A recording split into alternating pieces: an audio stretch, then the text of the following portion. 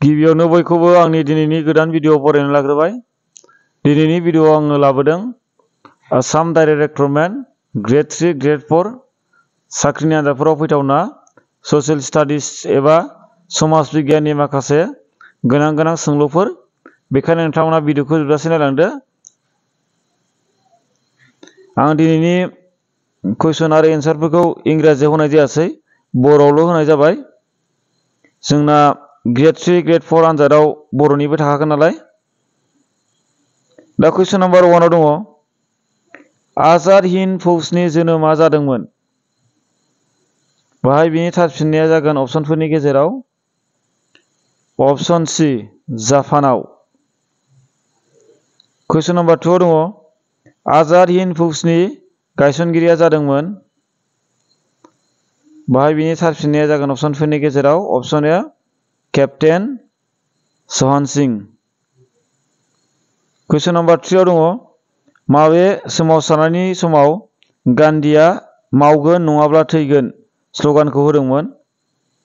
बाहाय बिनि फिननाया जागोन अपसनफोरनि गेजेराव अपसन सि भारत नागार सोमावसारनाय। कुइसन नाम्बार 4 आव दङ 1932 मायथाइनि हारियारि राननाय फोसावनाय ब्रिटिश गाहाय मन्थ्रिया जादोंमोन। बाहाय बिनि थार फिननाया जागोन अपसनफोरनि गेजेराव अपसन सि रामजे मेकड'नाल्ड। कुइसन नाम्बार 5 आव दङ गिबि मुलुग दावहाया जादोंमोन। बाहाय बिनि थार फिननाया जागोन अपसनफोरनि गेजेराव अपसन ए 1914 मायथाइयाव। कुइसन नाम्बार 6 आव दङ जालियानवाला बागनि बुथारग्लांनाय जाथाया जादोंमोन। बाहाय बिनि फिननाया जागोन अपसनफोरनि गेजेराव अपसन बि 1919 मायथाइनि 13 एप्रिलाव। कुइसन नाम्बार 7 आव दङ संख्रि सत्याग्रह एबा दान्डी जात्रा जागायदोंमोन।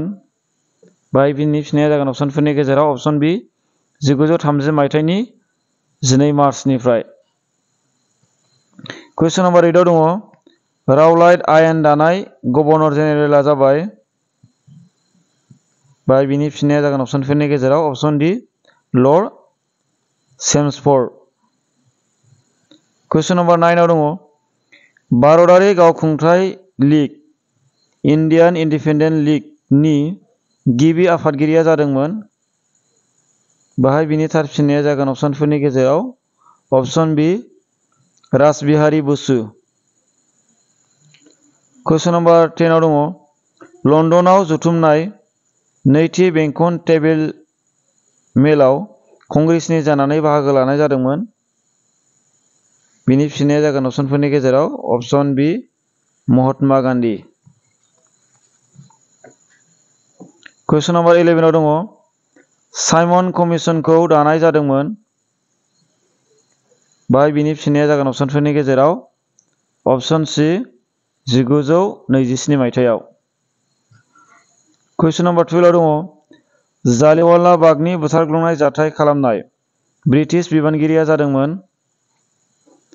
बिनि फिननाया जागोन अपसनफोरनि गेजेराव अपसन बि जेनेरेल डायार। कुइसन नाम्बार 13 आव दङ आबुं गाव हादोर एबा आबुं उदांस्रिनि बिथांखि नाजावनाय जादोंमोन। बिनि फिननाया जागोन अपसनफोरनि गेजेराव अपसन ए लाहौर जथुम्मायाव। कुइसन नाम्बार 14 आव दङ भारत आरो पाकिस्ताननि सिमा हांखोनि मुङा। बिनि फिननाया जागोन अपसनफोरनि गेजेराव अपसन सि रेडक्लिफ। कुइसन नाम्बार 15 आव दङ भारतारिफोरनि थाखाय हारियारि राननाय कमनवेल्थ एवार्ड फोसावनाय ब्रिटिश गाहाय मन्थ्रिया जादोंमोन। बाहाय बिनि फिननाया जागोन अपसनफोरनि गेजेराव अपसन सि रामजे मेकड'नाल्ड। कुइसन नाम्बार 16 आव दङ भारतारि हारिमानि रौनिया हानजा इन्डियान नेशनेल आर्मिनि गायसनगिरिया। बिनि फिननाया जागोन अपसनफोरनि गेजेराव अपसन सि केप्टेन महन सिंह। कुइसन नाम्बार 17 आव दङ उत्तर प्रदेशनि चौरी पुलिस आरो सोमावसारग्राफोरनि गेजेराव हिंसायारि जाथाया जादोंमोन। बिनि फिननाया जागोन अपसनफोरनि गेजेराव अपसन ए 1922 मायथाइनि 5 फेब्रुआरि खालि। कुइसन नम्बर 18 दङ खोला आफ्रिकायाव बनरबादनि बेरेखायै भारतारि सोमावसारनाय जागायदोंमोन। बिनि फिननाया जागोन अपसनफोरनि गेजेराव अपसन डि महात्मा गान्धी। कुइसन नम्बर 19 दङ महात्मा गान्धीया नाथाल इन्डियान कंग्रेसखौ गायसनदोंमोन। बिनि फिननाया जागोन अपसनफोरनि गेजेराव अपसन सि खोला आफ्रिकायाव। कुइसन नम्बर 20 दङ सिमानि गान्धी मुङै सिनायजानाय सुबुङा। बिनि फिननाया जागोन अपसनफोरनि गेजेराव अपसन डि खान आब्दुल गफुर खान। कुइसन नम्बर 21 दङ गान्धीया हेफाजाब होयि सोमावसारनायखौ दोनथ'नायनि जाहोना जादों। बिनि फिननाया जागोन अपसनफोरनि गेजेराव अपसन डि चौरी चौरानि जाथाय। कुइसन नम्बर 22 दङ आबुं गाव हादोर एबा आबुं उदांस्रिनि बिथांखि नाजावनाय कंग्रेसनि जथुम्माया। बिनि फिननाया जागोन अपसनफोरनि गेजेराव अपसन ए 1929 मायथाइनि लाहौर जथुम्मायाव। कुइसन नम्बर 23 दङ नाथाल इन्डियान कंग्रेसखौ गायसनदोंमोन। बिनि फिननाया जागोन अपसनफोरनि गेजेराव अपसन डि महात्मा गान्धी। कुइसन नम्बर 24 दङ रबीन्द्रनाथ ठाकुरा नाइट बिमुं नागारनाय जाहोना। बिनि फिननाया जागोन अपसनफोरनि गेजेराव अपसन ए जालियानवाला बागनि बुथारग्लुंनाय। कुइसन नम्बर 25 दङ उदां भारतनि गिबि गभर्नर जेनेरेलआ सोरमोन? बिनि फिननाया जागोन अपसनफोरनि गेजेराव अपसन ए लर्ड माउन्टबेटेन। कुइसन नम्बर 26 दङ राजधानी जांख्रिथायआ जादोंमोन। बिनि फिननाया जागोन अपसनफोरनि गेजेराव अपसन सि 1917 मायथाइयाव। कुइसन नम्बर 27 दङ गिबि मुलुग दावहायाव ब्रिटिश जथाय हान्जानि गंसे हादोर। बिनि फिननाया जागोन अपसनफोरनि गेजेराव अपसन सि फ्रान्स। कुइसन नम्बर 28 दङ महात्मा गान्धीया सुबुंफोरखौ दैदेनदोंमोन। बिनि फिननाया जागोन अपसनफोरनि गेजेराव अपसन ए सा बिहारनि चम्पारण दाङाबाजियाव। कुइसन नम्बर 29 दङ भारतारि गावखुंथाय लीग इन्डियान इन्डिपेन्डेन्स लीग खौ दानाय जादोंमोन। बिनि फिननाया जागोन अपसनफोरनि गेजेराव अपसन सि टकिय'आव। कुइसन नम्बर 30 दङ नैथि मुलुग दावहाया जागायदोंमोन। बिनि फिननाया जागोन अपसनफोरनि गेजेराव अपसन बि 1939 मायथाइयाव। कुइसन नम्बर 31 दङ मुस्लिम लीगआ थोंजों दाबिसा।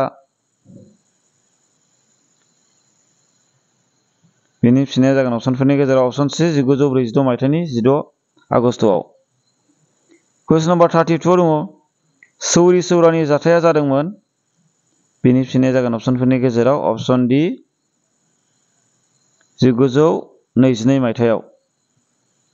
कुइसन नम्बर 33 दङ ब्रिटिश संसदआ माब्ला भारत उदांस्रि आयेनखौ गनायथि होदोंमोन? बिनि फिननाया जागोन अपसनफोरनि गेजेराव अपसन ए जुलाइ 1947 माने 1947 मायथाइनि जुलाइ दानाव। कुइसन नम्बर 34 दङ ब्रिटिश सरकारा भारतआव माब्ला केबिनेट मिशन दैथायहरदोंमोन? बिनि फिननाया जागोन अपसनफोरनि गेजेराव अपसन बि 1946 मायथाइनि मार्च दानाव। कुइसन नम्बर 35 दङ सबरमती आश्रम आरो दान्डीनि गेजेराव जानथाया बेसेबां? बिनि फिननाया जागोन अपसनफोरनि गेजेराव अपसन डि 385 किल'मिटार। कुइसन नम्बर 36 दङ आंनो थै हो आं नोंसोरनो उदांस्रि होगोन बे बाथ्राखौ सोर बुंदोंमोन? बिनि फिननाया जागोन अपसनफोरनि गेजेराव अपसन डि सुभाष चन्द्र बस। कुइसन नम्बर 37 दङ भारत नागार सोमावसारनाया माब्ला जादोंमोन? बिनि फिननाया जागोन अपसनफोरनि गेजेराव अपसन ए 1942 मायथाइयाव। कुइसन नम्बर 38 दङ महात्मा गान्धीनि जोनोम जायगाया। बिनि फिननाया जागोन अपसनफोरनि गेजेराव अपसन सि गुजरातनि पोरबन्दराव। कुइसन नम्बर 39 दङ लन्दनाव खुंजानाय बेंखन आरांगा मेलाव सोर भारतनि जानानै थान्दैथि होदोंमोन? बेनि फिननाया जागोन अपसनफोरनि गेजेराव option C Mahatma Gandhi. Question number 40 दङ गांधी आरविन गोरोबथाया माब्ला जादोंमोन? बेनि फिननाया जागोन अपसनफोरनि गेजेराव ऑप्शन ए 1931 मायथाइनि 5 मार्चआव। क्वेश्चन नम्बर 41 दङ उदां भारतनि गिबि गाहाय मन्थ्रिया जादोंमोन। बेनि फिननाया जागोन अपसनफोरनि गेजेराव option C Jawaharlal Nehru. Question number 42 दङ पाकिस्ताननि गिबि गभर्नर जेनेरेला सोरमोन? बाहाय बेनि फिननाया जागोन अपसनफोरनि गेजेराव option A Mohammad Ali Jinnah. Question number 43 दङ गावारि सत्याग्रह हाबाफारिखौ लादोंमोन। बेनि फिननाया जागोन अपसनफोरनि गेजेराव ऑप्शन ए 1940 मायथाइनि अक्ट'बर दानाव। क्वेश्चन नम्बर 44 दङ मा मायथाइयाव नैथि बेंखन आरांगा मेला जादोंमोन? बेनि फिननाया जागोन अपसनफोरनि गेजेराव ऑप्शन ए 1931 मायथाइयाव। क्वेश्चन नम्बर 45 दङ साइमन कमिसना भारतआव माब्ला फैदोंमोन? बेनि फिननाया जागोन अपसनफोरनि गेजेराव ऑप्शन बी 1928 मायथाइयाव। दिनैनि भिडिअ'आ बेखिनियानो। भिडिअ'खौ जोबजासे नायनायनि थाखाय साबायखर आरो उननि भिडिअ'आव लोगो मोनलायफिनगोन। भिडिअ'खौ लोगोफोरनो शेयार खालाम आरो लाइक खालाम। गोजोन्थों।